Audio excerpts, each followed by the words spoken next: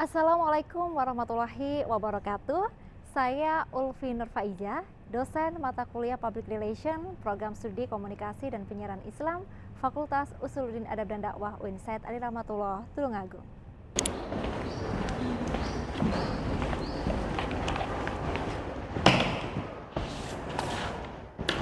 Assalamualaikum warahmatullahi wabarakatuh. Waalaikumsalam warahmatullahi wabarakatuh. Ya, gimana nih kabarnya teman-teman? Sehat ya?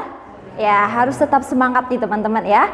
Oke, baik teman-teman, ini adalah kali pertama ya kita bertemu di CPMK pertama. Di sini nanti kita akan membahas materi tentang public relation. Namun sebelumnya, agar perkuliahan ini nanti bisa berjalan dengan baik, kita selalu diberikan kelancaran, kesuksesan dan keberkahan. Marilah kita berdoa bersama-sama. Berdoa dimulai.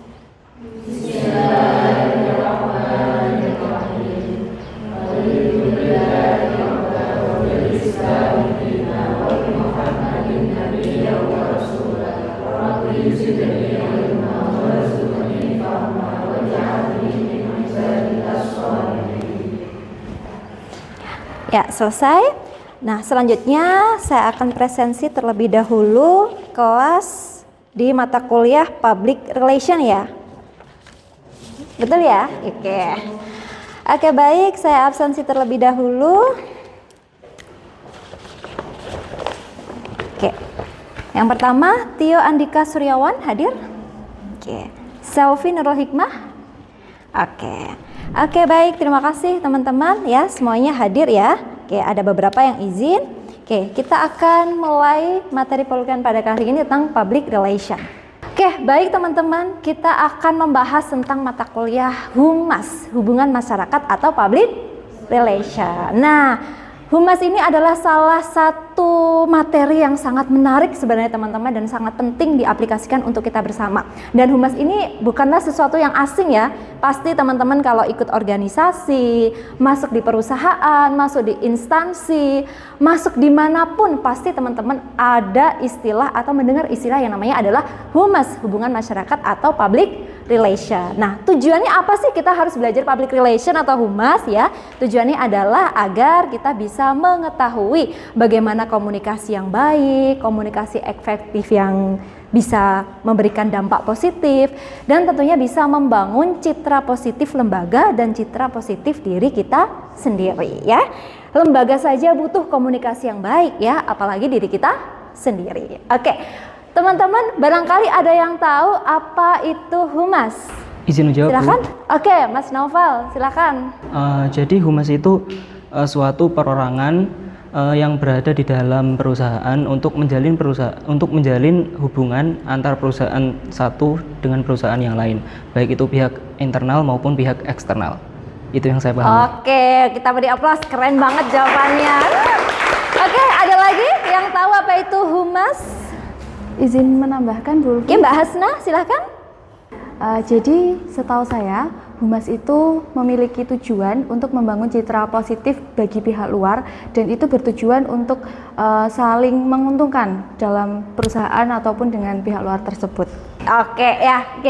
Jadi kita akan bahas tentang Humas. Jadi sebelumnya di sini ada beberapa referensi yang membahas tentang Humas, hubungan masyarakat. Menurut Anne George ya, bahwa Humas adalah disiplin yang menjaga reputasi ya, dengan tujuan mendapatkan pemahaman dan dukungan serta mempengaruhi opini publik ya. Jadi di dalam suatu perusahaan, lembaga ya, untuk bisa perusahaan itu dikenal oleh banyak orang, dikagumi banyak orang, brandingnya itu terkenal, maka Humas itu harus mampu berkomunikasi dengan baik, membangun relasi dengan baik, bikin konten yang menarik ya, dan seterusnya, sehingga masyarakat akan tahu nih, oh ternyata perusahaannya begini. Jadi Humas itu adalah garda terdepan. Ada lagi nih, ada istilah public relation ya. Ini adalah sebuah sistem komunikasi untuk menciptakan niat baik ya. Jadi sistem komunikasi yang telah dikemas, direncanakan dengan baik. Jadi nggak sekedar kita berbicara, tapi berbicara itu ada sebuah planningnya. Apa yang nanti kita sampaikan, siapa yang nanti kita hadapi. dan bagaimana karakter orang tersebut. Nah, ini adalah strateginya humas. Jika kita sudah sukses merencanakan itu, pesannya dikemas dengan baik, maka feedbacknya atau hasilnya juga akan baik. Oke, nah dapat disimpulkan bahwa humas adalah kegiatan komunikasi atau proses yang terencana ya. Jadi istilahnya humas itu ketika berkomunikasi tidak sekedar berbicara, menyampaikan gagasan, tapi sudah direncanakan di manajemen yang dilakukan dengan sengaja untuk menjalin hubungan baik dengan pihak internal dan eksternal. Internal itu di dalam organisasi, kalau eksternal itu di luar organisasi seperti klien, pelanggan, kemudian juga dari media, kemudian dari customer, pemerintah dan lain sebagainya. Kalau di dalam perusahaan atau internal itu karyawan, pegawai, pimpinan, bawahan, rekan sejawat, teman-teman kerja, nah dan lain sebagainya. Nah, tujuannya adalah untuk membangun hubungan timbal balik yang saling menguntungkan ya, sehingga tercipta citra yang positif. Jika perusahaan itu citranya positif, maka perusahaan itu tentunya akan cepat untuk goalnya akan cepat, suksesnya akan cepat ya. Maka inilah pentingnya kita belajar yang namanya adalah humas atau public relation. Oke, kita akan geser lagi. Nah, bicara mengenai komponen public relation. Ketika menjadi seorang PR, kemampuan apa sih yang harus kita miliki? Teman-teman tahu? Yang pertama adalah public speaking. Teman-teman udah jago public speaking semuanya kan? Nah, ini wajah-wajahnya kayaknya wajah-wajah ahli speaking ya. Nah, public speaking itu menjadi the key for the success to be the public relation. Yang kedua adalah intercultural communication. Memahami siapa nanti yang akan dihadapi. Pelanggannya, masyarakatnya. Kalau humas di pemerintah ya otomatis harus paham nih di pemerintah mana. Saat ini kita di Tulungagung ya kita harus tahu masyarakat di Tulungagung. Kalau kita di Surabaya, di Jakarta harus tahu nih bagaimana kita berkomunikasi, layanan seperti apa sih yang bisa dipahami. Oke, mengenal dari segi usia dan lain sebagainya ya. Dan juga ada kemampuan menulis. Yang bisa nulis berita itu bukan hanya jurnalis ya, tapi PR harus jago menulis. Istilahnya adalah press release, good, keren banget nih. Dan lain sebagainya. Yang terakhir adalah reputasi manajemen. Jadi seorang PR itu harus bisa memanajemen ya, manajemen perusahaan dan juga manajemen diri. Oke, kemudian kita the next. Nah, kalau tadi kita belajar komponen, kita akan bergeser ke perannya PR. PR itu punya peran teman-teman. Apa sih perannya PR ya? Satu, pengontrol isu. Jadi teman-teman, jika ada sebuah fenomena di suatu perusahaan, di organisasi, ini ada suatu masalah. Misal, ada sebuah konflik, ada sebuah krisis ya.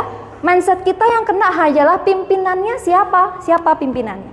Tetapi yang memiliki kendali yang besar adalah PR. Bagaimana PR berkomunikasi dengan pimpinan, bagaimana PR menghadapi informasi dengan media massa, media cetak, bagaimana PR bisa berbicara dengan karyawan internal dan juga eksternal ya. Jadi PR ini adalah garda terdepan ya. Jadi yang mewakili manajemen itu adalah PR. Kemudian menumbuhkan kesadaran merek. Gimana kita punya produknya menarik, produknya bagus, tapi tidak dikemas, disosialisasikan di media sosial atau media digital dengan baik, ya otomatis tidak ada orang yang bisa mengenal produk itu. Ya, jejaring sosial. Nah, teman-teman di sini teman-teman mahasiswa mulai dari sekarang, yuk kita banyak-banyak jejaring sosial nih. Semakin banyak teman kita, baik itu teman digital, teman sebaya kita banyak, maka akan semakin besar nih peluang teman-teman untuk cari goalnya akan semakin besar. Kemudian jadi penampil utama. Nah, contoh nih ketika kita sebagai seorang humas, ada wartawan, ada seorang jurnalis datang ya, pasti humas inilah yang menjadi sasaran pertamanya. Biasanya begitu datang, saya mau nyari Pak Rektor nih kalau di UIN 1 ya.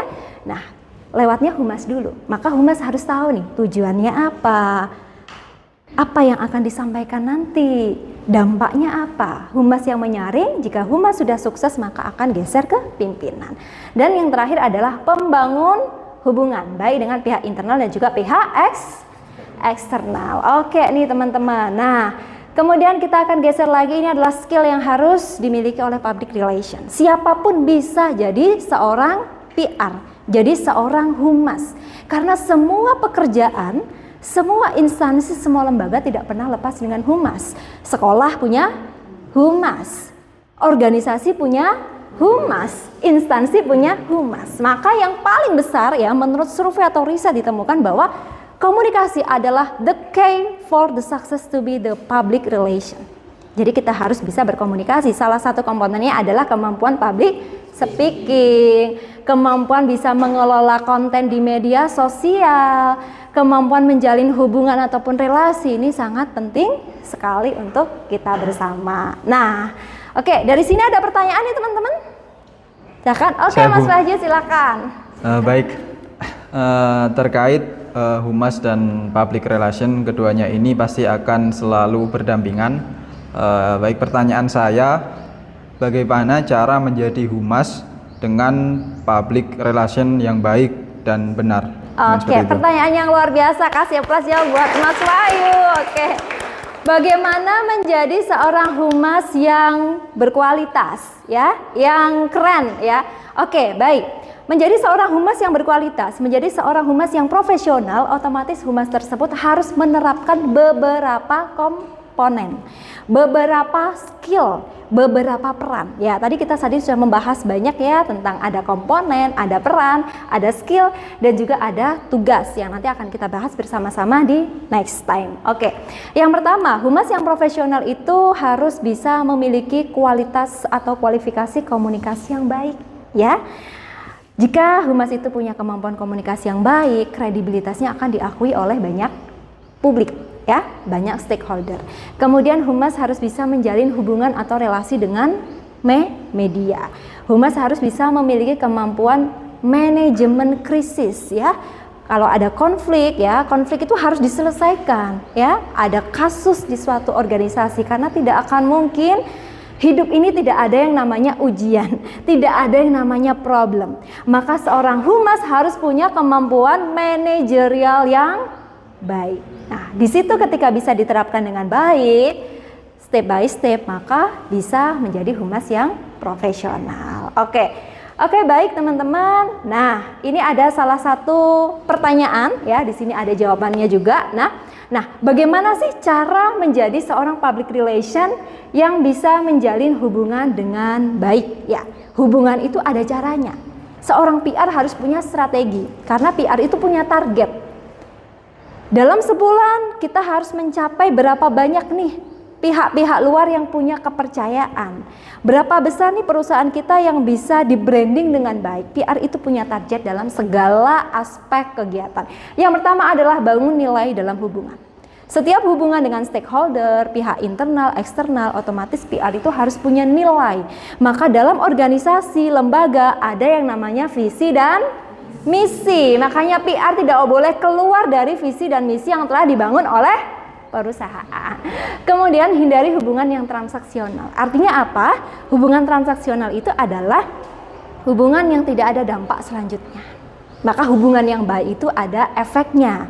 Efek positif, ada keberlanjutan, ya, ada rasa nyaman, ada rasa saling menyenangkan, ya. Jadi ada impact untuk keberlanjutan. Ini adalah hubungan yang positif. Kemudian yang ketiga, bangun kepercayaan. Ya, itu yang paling pertama. Yang paling penting. Kemudian yang keempat, fokus pada pengembangan bisnis, ya. Karena bisnis itu memiliki dampak yang sangat besar, dan yang terakhir adalah bersikap proaktif dalam komunikasi. Oke, baik teman-teman, ya, tadi kita sudah membahas secara rinci tentang bagaimana sih humas itu dalam bekerja, apa sih sebenarnya humas, mengapa kita perlu belajar humas atau public relation, dan bagaimana sih cara humas itu dapat menjalin hubungan dengan baik versinya public relation. Oke, setelah ini kita nanti akan diskusi teman-teman, ya. Nah, diskusi ini kita akan menyimpulkan dan juga membahas secara rinci tentang bagaimana sih pengamatan teman-teman terkait humas atau public relation yang ada di sekitar lingkungan teman-teman. Oke, silahkan nanti teman-teman bisa membuat kelompok. Oke, silahkan. As experts in public relations, we believe in successful and two-way communication, which brings your brand into focus with the key audiences and contributes to brand experience as well as better perception. Professional and proactive communication with the media is an important segment of PR. The media are your messengers, as well as messengers of your customers, and an irreplaceable channel for your key messages. We build high-quality relationships with key institutions, communities, and associations, led by the common goals of the brand and the community. Successful cooperation with influencers is of great importance when positioning a brand and creating the image. Praise from a person the customers trust goes a long way. We communicate key brand messages to customers, listen to their needs, and build trust. Customer trust is the pinnacle of all our PR efforts. Quality internal communication conveys key brand values and messages to all employees.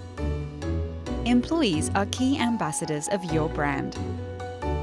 Public relations in crisis is a first step to restoring the trust of your customers. Timely and strategically planned communication is our proven formula. Creative events are the largest platform for all our magic. In event management, we're very demanding and leave nothing to chance. But once we put all the pieces together, our playfulness comes to life. Our events are the most direct way for your key publics to experience the unique world of your brand. Excellent two-way communication on social networks enables the brand to receive direct feedback from its customers. Together, we are building an online community around the brand that is significant for its growth. Finally, the greatest benefit of your brand will be connecting the listed communication services in a comprehensive, finely tuned mechanism, integrated communications. And we, in Abracadabra, make it work like magic. Together with Abracadabra Serbia and Ping Pong Digital Agency, we support you in positioning and growing your brand, both in the region and beyond.